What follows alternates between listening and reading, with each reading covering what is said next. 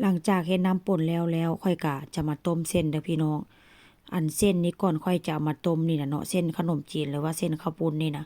ก่อนค่อยจะเอามาต้มนี่ค่อยก็จะไปแช่น้ำซะก่อนเพราะว่าหยังแช่น้ำตั้งแต่มื้อคืนเพราะว่าตื่นเช้ามามันก็จะอ่อนว่าซั่นซะเนาะ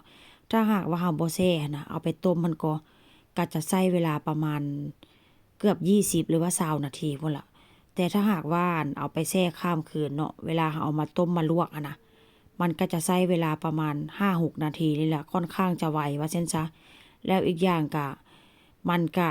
จะค่อนข้างจะนุ่มพี่น้องแล้วก็บ่เปลืองไฟว่าซั่นซะเนาะแต่ถ้าหากว่าเอาต้มมันแบบว่าเส้นแข็งๆเอามาต้มเลยมันก็โอ๊ยใช้เวลาล้นใช้เวลาล้นแล้วก็อีกอย่างเส้นมันก็จะบ่นุ่มแบบนี้ว่าซั่นซะเห็นบ่มื้อนี้ก็ค่อนข้างจะ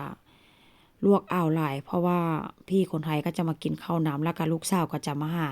แล้วอันนี้ก็จะเป็นผักที่แบบว่าจะกินกับข้าวปุ้นน้ำป่นเด้อพี่น้องหลังจากลวกเส้นแล้วค่อยก็จะมาทอดบวบสเปนเด้อบวบสเปนนี่ค่อยก็จะมาปอกเปลือกออกปอกเปลือกออกแล้วค่อยก็จะมาหั่นเป็นตอนน้อยๆน้อยๆพี่น้องหั่นแบบนี้เลยเด้อหลังจากนั้นค่อยก็จะเอาส้อมเนาะ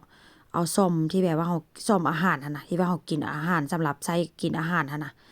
ก็จะมาจักข้างในมัน เห็นบ่จักแบบนี้ล่ะพี่น้องเห็นบ่เพราะว่าหยังเวลาเราทอดหั่นน่ะเนาะมันก็จะแบบว่าเป็นพวกไข่พวกแป้งหั่นน่ะเนาะก็จะเข้าทางในว่าซั่นซะแล้วไข่นี่ข้อยก็ตีประมาณ2หน่วยแล้วก็ใส่น้ำนมใส่นมจืดแล้วก็ใส่เกลือหน่อยหนึ่งพี่น้องก่อนจะทอดนี่ก็จะเอาอันบวบสเปนหั่นน่ะมาชุบแป้งแบบนี้เด้อหลังจากนั้นก็เอาไปอันลงใส่ถ้วยไข่ที่ว่าเราตีไว้ว่าซั่นซะ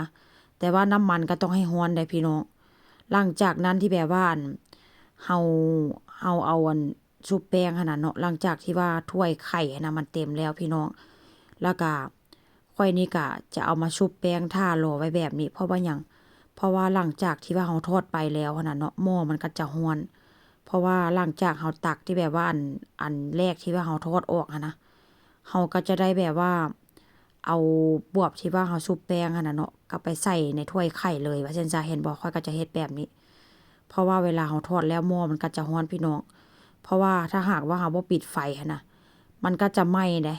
เป็นพวกน้ำมันหรือว่าเป็นเศษเศษแป้งหั้นน่ะเนาะมันก็จะไหม้ว่าซั่นซะทางที่ดีก็เฮ็ดเป็นอันเป็นตอนเป็นขั้นเป็นตอนไปพี่น้องแต่ว่าทอดนี่ก็ใช้ไฟแบบไฟกลางเด้อบ่ต้องไฟอันแบบว่าแรงจัดหลายถ้าหากว่าไฟแรงจัดหลายนี่ก็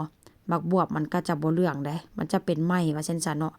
แล้วก็ลืมบอกได้พี่น้องอันค่อยตีไข่หั้นน่ะ ค่อยจะใส่เกลือไปหน่อยหนึ่งเด้อค่อยจะใส่อันไข่นี่ไป2หน่วยว่าซั่นซะแล้วก็ใส่เกลือแล้วก็ใส่นมจืดลงไปแล้วแต่ว่าผู้ใดเฮ็ดแบบใดเด้อถ้าหากว่าผู้ใดบ่เฮ็ดแบบว่าบ่ใส่นมจืดก็ได้มื้อหน้าเนาะมื้อหน้าค่อยก็จะมาสอน